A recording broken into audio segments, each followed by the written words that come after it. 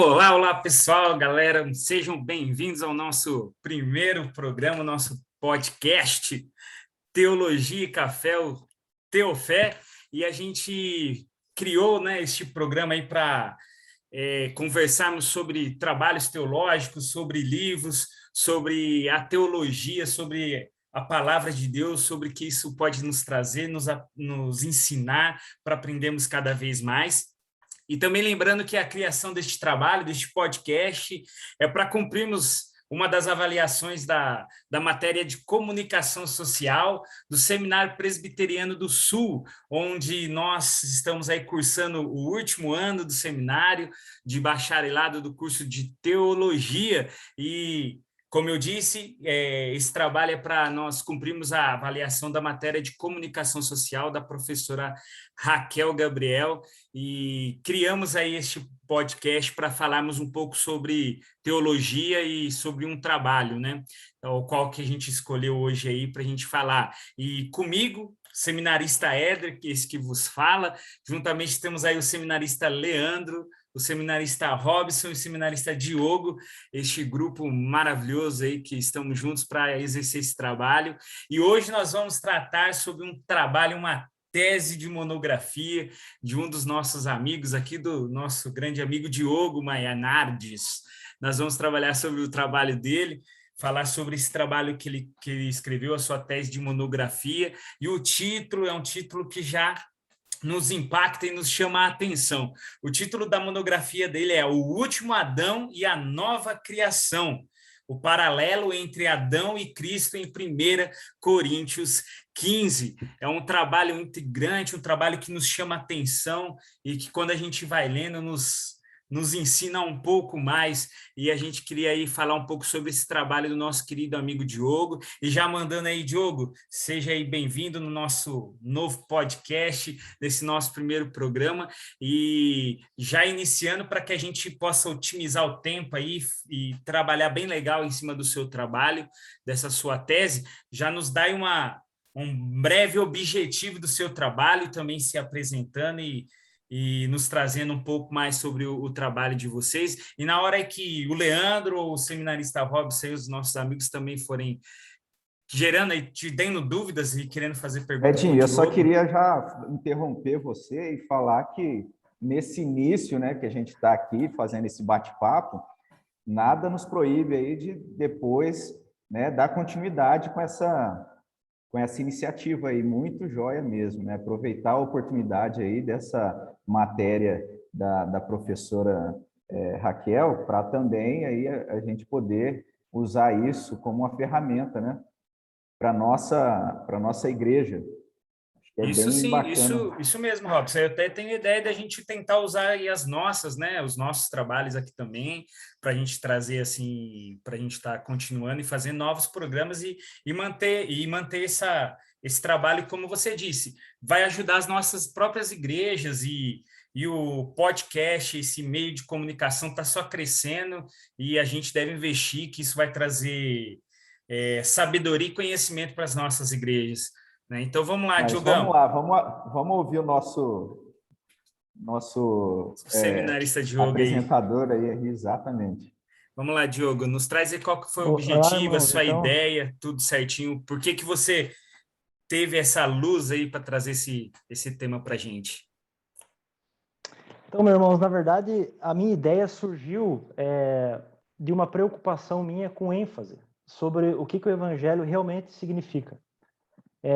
A gente vê uma preocupação muitas vezes muito grande que os cristãos têm a respeito da salvação como ir para o céu, que é uma coisa de fato importante, só que não é uma ênfase tão grande na Bíblia.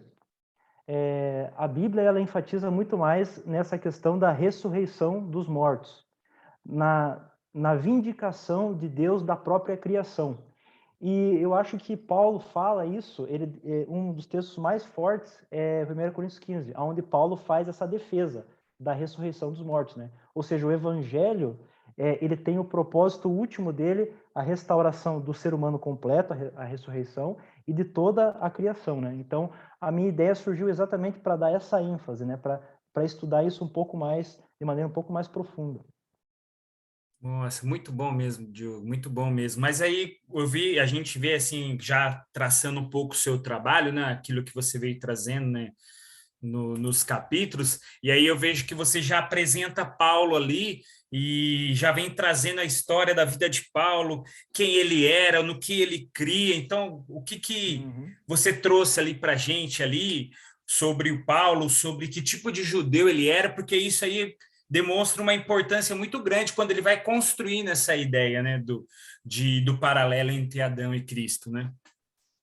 Então, por exemplo, se você pensar que tipo de judeu Paulo era e o que ele cria como um judeu, isso vai determinar assim mais ou menos da onde que ele tira, qual é a origem do ensino dele, né?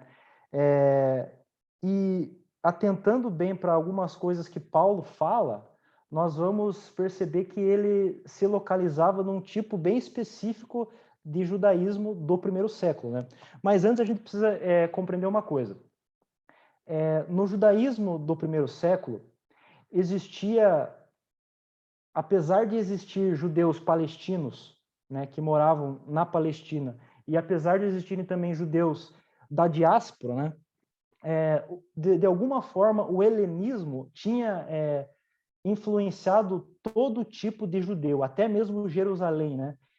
Existia a língua grega era influente e também o ensino grego era bastante influente. E por isso muitas pessoas, ao longo da história, muitos intérpretes, entendiam que Paulo era esse tipo de judeu helenista, né?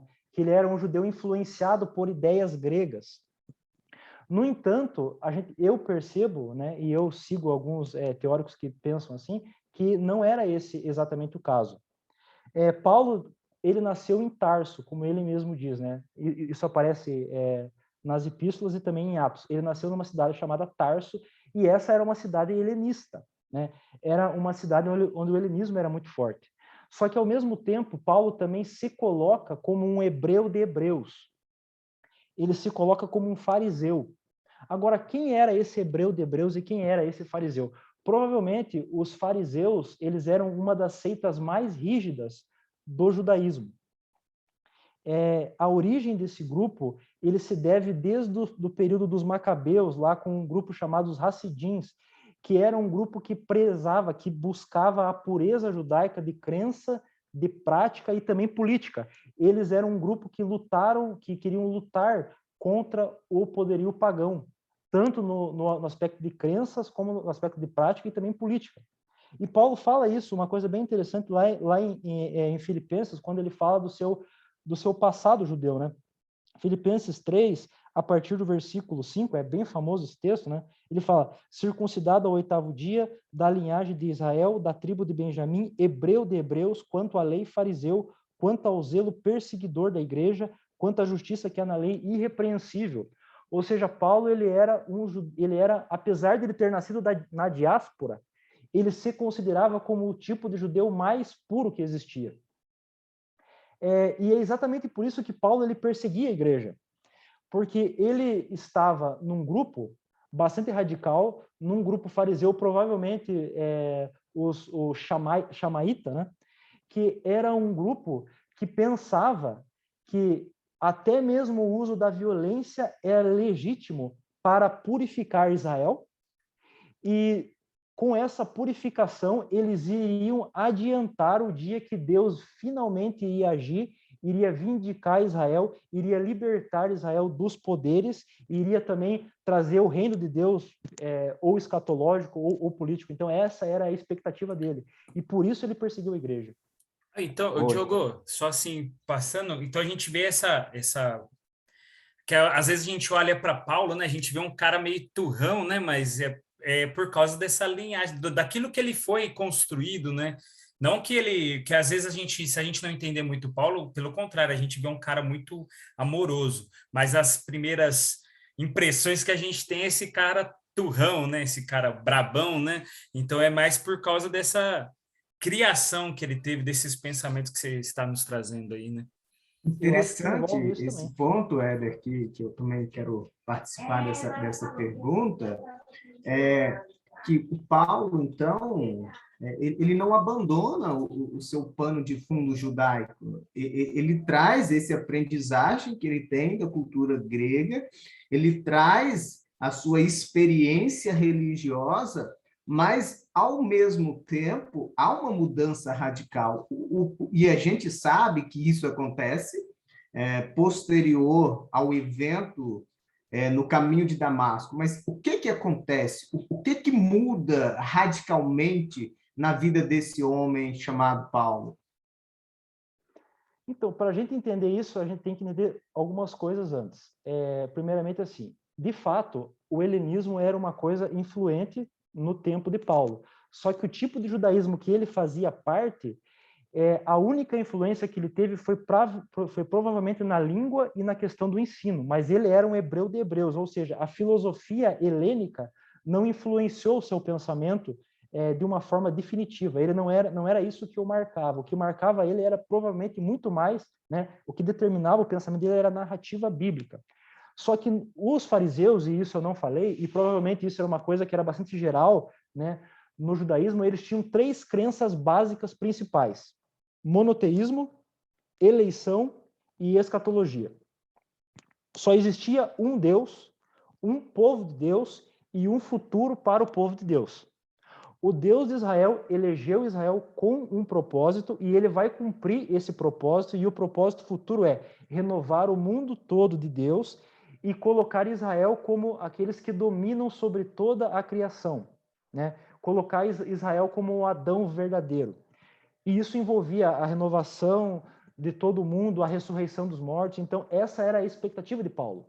Agora, Paulo perseguia aquela seita inicial dos nazarenos, que defendiam que um judeu tinha morrido e ressuscitado. E ele perseguia porque ele pensava que isso era uma blasfêmia.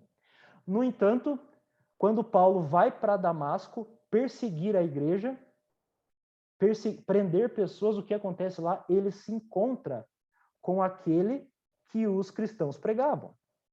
Aquele que diziam que ressuscitava, ele encontra esse ressuscitado. Agora, o que isso significa?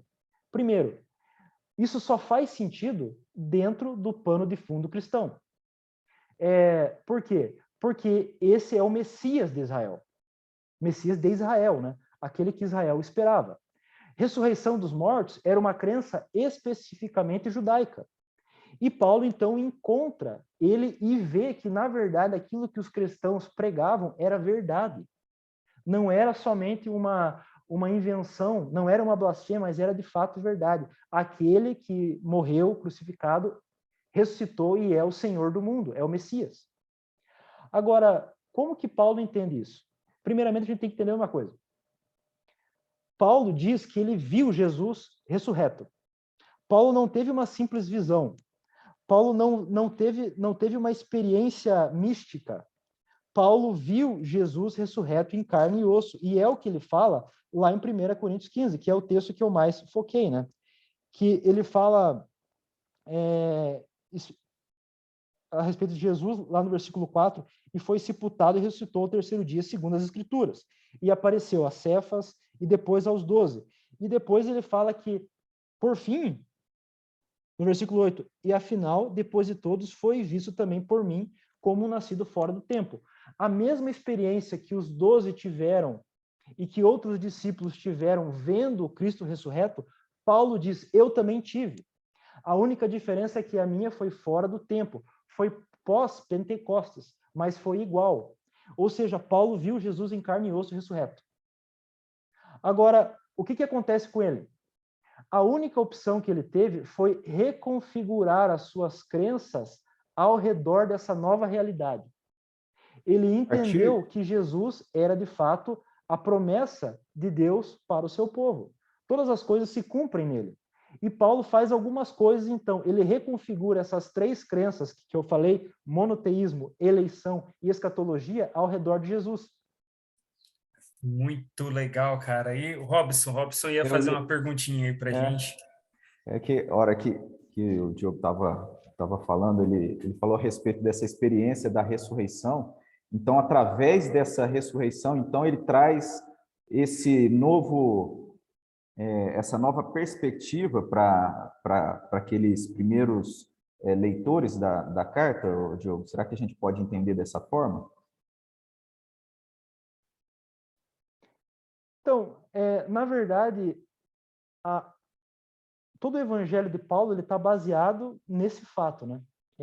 Ele fala em vários lugares da cruz, mas a ressurreição é como se fosse assim o cumprimento final das promessas. E Paulo, então, ele traz todo aquele judaísmo dele e a ressurreição do Messias, porque veja bem, a ressurreição era um pensamento judaico, era uma crença judaica. Só que a ressurreição aconteceria no final dos tempos. Nunca indivíduos ressuscitariam no meio da história. Agora, quando o Messias ressuscita no meio da história, isso acontece que o futuro de Deus já começou a se cumprir agora.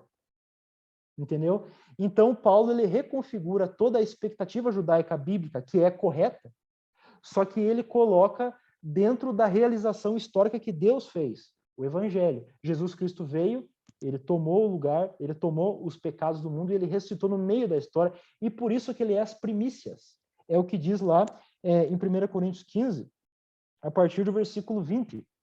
Você vai ver que Paulo fala que Cristo, ele é as primícias dos que dormem. Por quê? Primícias quer dizer aquela antecipação da colheita. Antes da colheita final, você tem as primícias. Então, antes da ressurreição final, Cristo é as primícias. Ele é o nosso representante na ressurreição final. E porque ele ressuscitou, nós temos a garantia que nós também ressuscitaremos. Entendeu? Então, tem mais ou menos essa ideia. Ele reconfigurou. Se eu tivesse mais tempo aqui, eu poderia dizer como ele reconfigurou essas três crenças. Mas eu vou dizer que conforme as perguntas que vocês forem fazendo aí. Paulo, ele Muito era bom, Diogo. fenomenal, Obrigado. né? Paulo, ele trouxe todo o entendimento, o crescimento teológico dele. Quando ele se encontrou com Cristo, ele comprovou e trouxe a real função de tudo, né? Através de Cristo, do encontro dele. Gente, é fenomenal, fenomenal quando nós vemos isso. E isso é bem explícito no trabalho do Diogo.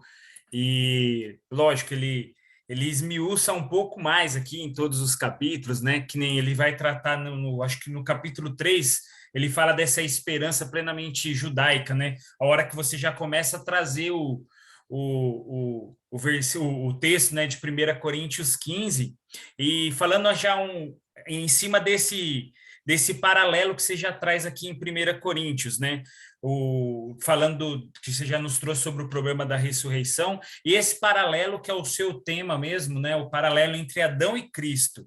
O que significa, Diogo, esse paralelo, e que isso vem nos ensinar a respeito e em prol do Evangelho, né? O que a gente pode aprender em relação a isso, com esse paralelo entre Adão e Cristo que Paulo traz aqui em 1 Coríntios 15? Então, esse paralelo, na verdade, ele é bastante complexo, né? Porque Paulo, ele traça, assim, aparentemente, especificamente, tem 2 lugares em Coríntios onde Paulo ele estabelece esse paralelo claro entre Adão e Cristo, que é 1 Coríntios 15, do versículo 22 e 23, e também o versículo 45, e versículos ao redor ali. Romanos 5 também traz essa ideia. Só que com uma outra ênfase. Aqui, a ênfase, primeiramente, se você pensar em 1 Coríntios 15, versículo 20 a 28, né, que ele faz esse paralelo, a diferença está entre Adão trouxe a morte para a humanidade, Cristo trouxe vida. Beleza. Parece uma coisa muito simples, né? Beleza, a gente pensa assim, tá bom. Em Adão, todos morrem. Em Cristo, todos vivem. Parece que não há nada entre os dois homens. Parece que entre os dois não existe mais nada. E, de certa forma, Paulo trata os dois homens como representantes da humanidade mesmo, né? Aquilo que acontece com um, acontece com aqueles que esses homens representam. Seja pecado em Adão e morte, né? E a consequência da morte, seja em Cristo a justiça dele, a obediência dele e a consequência da vida. Lógico, o que o pensamento judaico desde Gênesis ensina é que a morte não é um estado natural do ser humano, é uma consequência do pecado, né? E também Cristo, resolvendo os problemas do pecado, né? Tendo uma morte expiatória, como Paulo diz lá, né? Já no versículo 3, que Cristo morreu pelos nossos pecados segundo a Escritura. Ou seja, o propósito de Cristo ter morrido foi para resolver os problemas dos pecados. Quando ele ressuscita, né, então esses problemas estão resolvidos. E aqueles que ele representa, ou seja, aqueles que nele crê, têm a garantia da ressurreição, estão vivos, têm vida, têm essa expectativa, né, da ressurreição, porque Cristo ressuscitou no lugar deles. Agora, isso não é tão simples assim. Porque, beleza, a gente tem essa ideia da representatividade, né? Dessa humanidade corporativa. Ou seja, pessoas estão unidas a Adão ou estão unidas a Cristo. Só que Adão não é tão simples assim. Pense bem qual que era o propósito de Adão em Gênesis. Deus deu uma comissão para Adão, para que Adão dominasse sobre toda a criação, dominasse sobre toda a criação de maneira obediente. E Adão, ele não consegue cumprir esse propósito, ele desobedece a Deus, e por isso ele acaba sendo expulso do jardim, perdendo os seus privilégios, né, e sendo sujeito à morte. Agora, quem que toma o lugar de Adão ao redor, posteriormente na narrativa de Gênesis? Se você for ver, Abraão é alguém que começa a receber, em Gênesis 12, começa a assumir o papel de Adão, e a descendência de Abraão também começa a receber as promessas que eram de Adão. Lógico, existe uma diferença. Adão deveria sujeitar a terra. Israel era sobre a terra da Palestina. Adão deveria sujeitar sobre os animais. Israel deveria sujeitar os seus inimigos.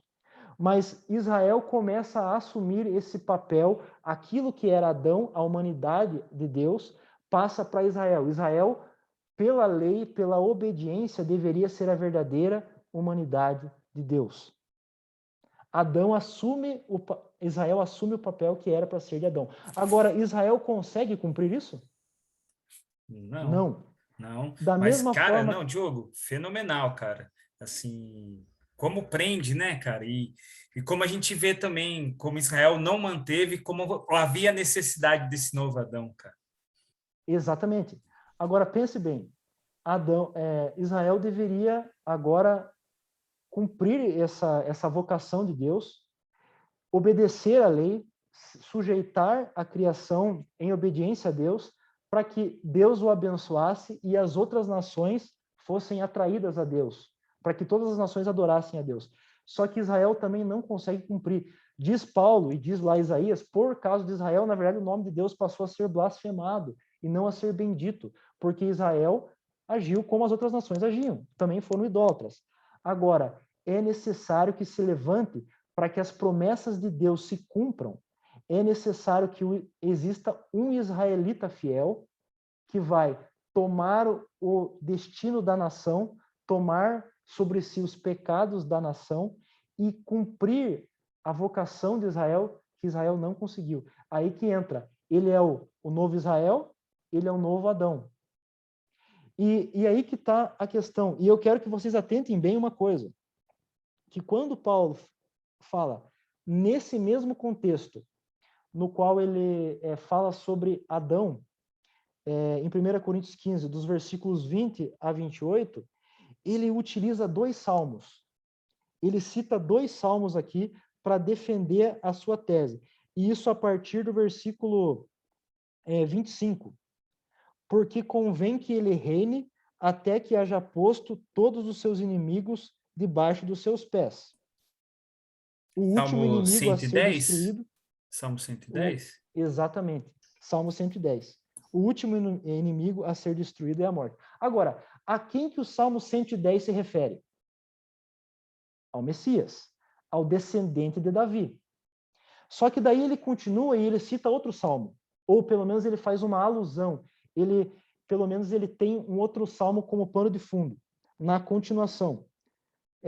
o último inimigo a ser destruído é a morte, porque todas as coisas sujeitou debaixo dos seus pés. Qualquer Bíblia vai ter uma referenciazinha ali. E a minha aparece Salmo 8. Agora, o que o Salmo 8 é? O Salmo 8 é um salmo adâmico. É um salmo que fala sobre a criação sendo colocada debaixo dos pés do homem que foi criado à imagem de Deus. O homem, como ser humano, e no hebraico, Adão, foi criado para sujeitar a criação. Paulo une essas duas coisas aqui, o Messias e Adão. Fenomenal. Ele usa os salmos para trazer isso para a gente. Cara, É uma Paulo era ideia de uma fera demais. reconstrução, uma recriação, o Diogo. Exatamente isso. Muito jóia, né?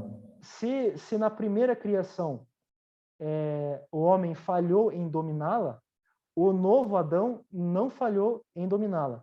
E veja bem uma coisa. Ele fala aqui sobre inimigos. Adão deveria sujeitar os animais e a criação, né? Inclusive a serpente, algo que ele não fez. Israel deveria dominar sobre os seus inimigos, sobre as outras nações. E ele não conseguiu fazer isso. Na verdade, ele acabou pecando, né? E ele acabou indo para o exílio e sendo dominado por outras nações. Agora, o Messias, o que ele faz?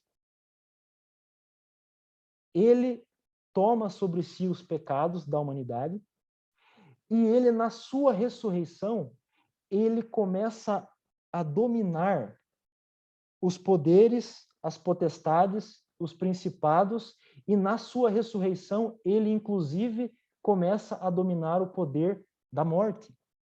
Na verdade, ele já venceu esse poder. Então, por isso que Paulo fala assim, cita esse salmo, reine, até que todos os teus inimigos sejam colocados debaixo dos teus pés. Ele está reinando sobre todos os inimigos, ele já reina, porque ele já é o Messias exaltado.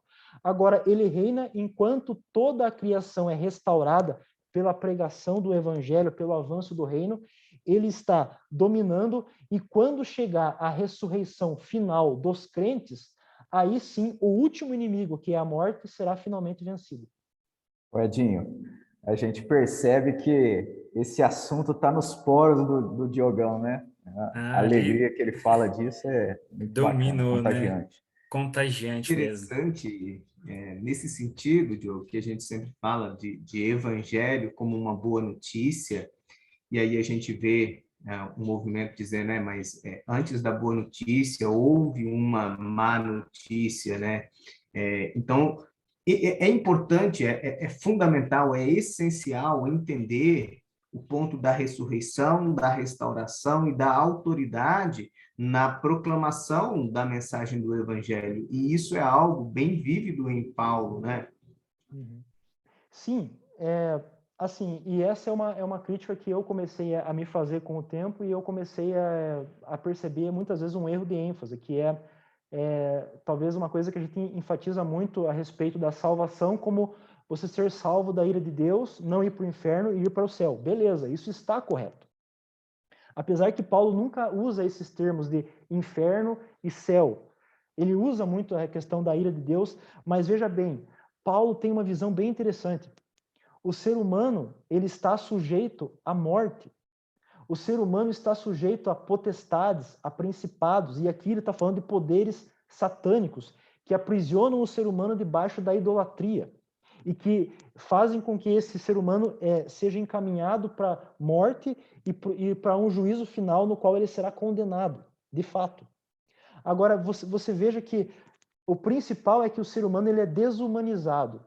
Ele perde, em vez de sujeitar a criação, ele é sujeito a poderes, principados e potestades, poderes malignos, poderes das trevas, que aprisionam ele debaixo da morte. Agora, Jesus, quando ele toma sobre si os pecados, ele passa a reinar sobre essas pessoas, ele passa a reinar e ele livra essas pessoas debaixo desses poderes, inclusive da morte, né? Então, isso é central também para a proclamação do Evangelho, é essa questão da autoridade, debaixo de qual autoridade você está. E eu acho que muito central também, apesar de ele não usar aqui os termos, é a idolatria.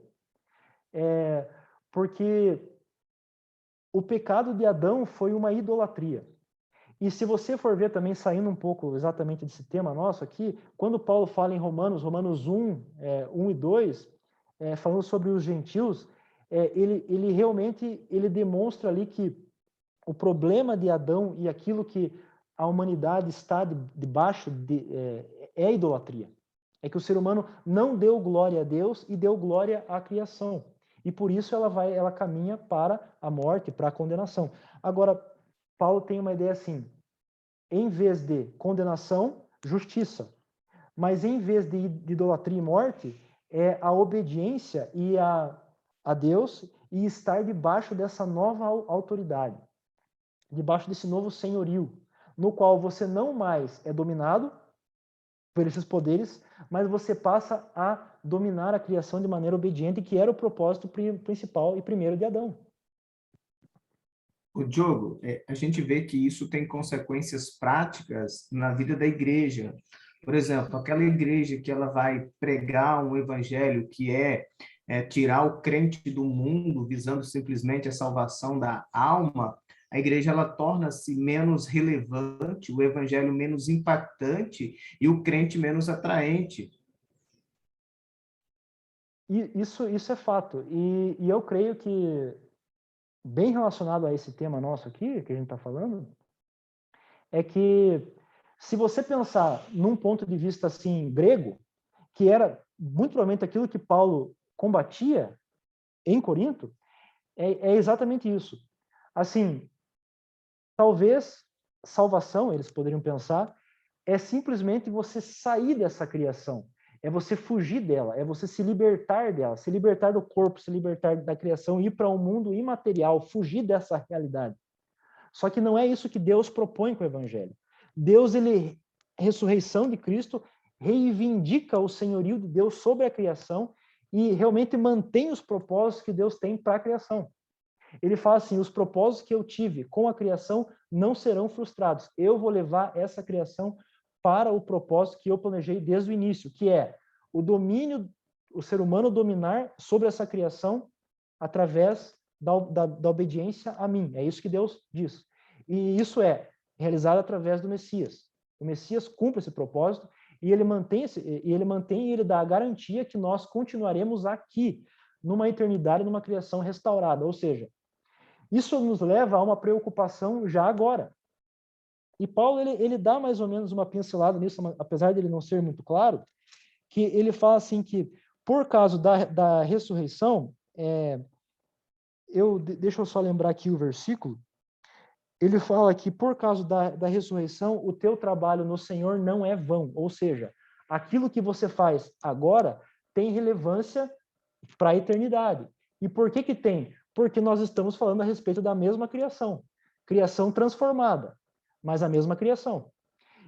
E aquilo que eu faço agora, o investimento que eu tenho com a criação agora, reflete no futuro, no novo mundo de Deus. Porque, afinal de contas, é um mundo que já não vai mais estar debaixo dos poderes da carne, do diabo e da morte, mas é o mesmo mundo. Então, tudo aquilo que eu fizer de bem, de ação para os seres humanos e para o meio ambiente, isso aí é uma coisa que é relevante. É a atitude da nova criação, né? A gente vai ter que mudar e fazer tudo diferente, né? O aspecto da adoração também, né? A nossa adoração, tomando a partir dessa forma como você traz no trabalho, trazendo essa ampla expectativa, né, da salvação, com essa consideração em Cristo, de uma recriação em Cristo, né? Isso nos traz a alegria e o louvor, assim, de uma forma também de maior proporção, né? Não só de uma maneira reducionista, né? Uma salvação que leva o homem para o céu, mas uma salvação de uma nova vida aqui já, né? Naquilo que a gente faz. Muito joia mesmo. Exatamente isso. Por quê? E isso é importante a gente falar sobre isso, Eu não sei quanto tempo a gente tem ainda. Vamos já partindo, a gente já voou, hein? Voou, foi meia hora já que a gente está aqui conversando, e já partindo para isso aí, Diogo, você já vai nos dando assim uma aplicação, isso que você está trazendo para os dias de hoje, o trabalho, assim, qual que é, o que vem para nós entender esse novo Adão, e trazer esse evangelho aqui, capaz, voou, e tá muito gostoso, cara. É muito gostoso ver essa realidade que você trouxe para a gente, cara, e esse bate-papo aqui com você, o trabalho em si, e esse trabalho aí, para você que está vendo aí, vai estar disponível no nosso seminário, lá na biblioteca do seminário, provavelmente aí para o ano que vem, que é quando o Diogo vai entregar aí até o fim do ano aí para o Eu nosso só queria professor lá, e vai acrescentar ficar rapidinho. disponível, gente. Vamos ler esse trabalho aí. Eu queria acrescentar só que, além dele trazer uma teologia densa, né? De certa forma, uma teologia consistente, ele é muito devocional, né? Você vê que de um pouco tempo que a gente ficou conversando aqui, a gente já traz para a nossa vida muita coisa prática, né? Então, realmente, vale muito a pena aí a gente ter o contato com esse material que o Diogo fez aí. É isso aí, Diogo. Assim, já partindo para o fim aqui, nos traz aí qual que é essa aplicação que você quer deixar para a gente aí. E mais uma vez agradecer você pelo trabalho e parabenizar você, cara. Foi um trabalho muito completo e, como eu já te falei, é um trabalho que tem que virar livro, rapaz. Tem que virar livro. Já caminhando para o final também, deixa eu dizer que eu acho que é um trabalho muito relevante para a igreja de hoje, dentro dos movimentos pentecostais, neopentecostais, aí, questão de salvação, impacto e influência na sociedade. Eu acho que é um trabalho muito bem-vindo para a igreja brasileira, que com certeza há de fazer diferença na compreensão evangélica brasileira. Parabéns e que Deus abençoe bastante. Amém, irmãos. Muito obrigado. Então, esse trabalho tem 2 capítulos que a gente não conversou aqui ainda, mas o que eu acho que é muito importante é a gente entender o seguinte: Cristo, a ressurreição dele, Paulo diz, são as primícias, né? As primícias é uma antecipação da colheita final. Agora, Paulo fala também que outra coisa também é as primícias, que é a adoção do Espírito. É você o ter o Espírito Santo, o dom do Espírito também é primícias. Isso ele fala em Romanos 8. E é interessante que ressurreição final é a transformação completa pelo Espírito Santo. É quando nós formos completamente transformados e renovados pelo Espírito que nós já possuímos em parte, em primícia. Então a colheita final vai ser a ressurreição final. Então, e com relação a isso, é muito importante a gente entender que, para Paulo, o dom do Espírito Santo, como um agente transformador de vida, como um transformador de caráter e de realidade, já é também uma antecipação desse final. O que nós temos agora, nós teremos plenamente no fim. Mas agora existe uma outra coisa também para a nossa vida hoje, que também tem a ver com essa realidade entre o já e o ainda não, que nós falamos tanto, né? Entre nós estarmos sujeitos à morte, mas nós aguardamos essa ressurreição. E o que é isso? Sofrimento. Se você ler Romanos 8, você vai ver que, para Paulo, o sofrimento e o espírito são 2 coisas que agem no agora e que nos levarão finalmente à conformação final a Jesus Cristo. Paulo vê a vida cristã hoje como você ser conformado à imagem do Messias, à imagem de Cristo. E como que essa conformação acontece agora? Através do Espírito e através do sofrimento cristão. E toda essa vida cristã, que culmina na ressurreição dos mortos, que termina na ressurreição dos mortos, é um processo de ser conformado a Ele. Então, eu acho que essa parte aí é muito importante também, que, ou seja, a formação da verdadeira humanidade em nós acontece através do nosso sofrimento e do nosso dom do Espírito, do exercício, né, desse dom do Espírito, que é que é ser cheio, né? Ser guiado e controlado pelo Espírito. É carregar a nossa cruz, né, Diogo? E entender o sacrifício de Cristo e viver isso, cara. Lindo, Encontrar show. propósito também, né? Propósito. Acho que, Muito como jóia. o Robson comentou, que é um trabalho, digamos, profundamente teológico, mas ele é também muito prático, né? Quando você fala do impacto da vida cristã, de um reino que se manifesta, de uma transformação real evidenciada na vida do crente, como, obviamente, foi evidenciada na vida de Paulo. Então, muito prático, por isso, muito relevante para a vida da igreja. E vamos deixar uma pulguinha no coração e nos ouvidos das pessoas para que eles ficam com vontade de ver esse trabalho do Diogo, de ler também, para que a gente fique enchendo as paciências dele para no futuro ser o primeiro livro do Diogo aí, o último Adão e a nova criação. Paz, Diogo, parabéns, foi muito legal, tempo muito precioso da gente estar aqui. Queria agradecer a você de ter disponibilizado o seu trabalho, Diogo, e ter trabalhado com a gente aqui todo esse tempo aí. Obrigadão, Diogo, um abraço. Amém, irmãos. Foi um privilégio poder estar com vocês também aí. Valeu. Robson, Robinho, obrigado, irmão. Olha, eu queria agradecer também o pessoal que vai acompanhar aí esse bate-papo, né?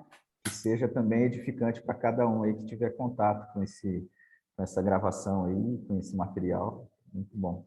Amém. Obrigado. Leozinho, obrigado também, Um Léo. abraço, pessoal. Foi um prazer estar com vocês. Fui edificado aqui pela exposição aí desse tema tão importante. Amém. E vamos ficando por aqui com o nosso primeiro programa do Teo Café, Teologia com Café. E logo, logo, se Deus quiser, a gente vai estar fazendo nosso segundo programa para falar de alguma das nossas monografias aqui. E obrigado aí por você ter disponibilizado seu tempo. Obrigado, pessoal da nossa turma, a turma Donaldo Monteiro, 4º ano. Estamos aí chegando aí, findando nosso curso. Obrigado, professora Raquel, nossa professora de comunicação social, e espero que a gente tenha conseguido atender as expectativas da professora aí. Pessoal, um grande abraço, que Deus abençoe vocês e que a paz do Senhor esteja derramada sobre as nossas vidas em todo o tempo. Valeu? Tchau, tchau, gente. Até a próxima. Obrigado, pessoal. Que Deus nos abençoe aí.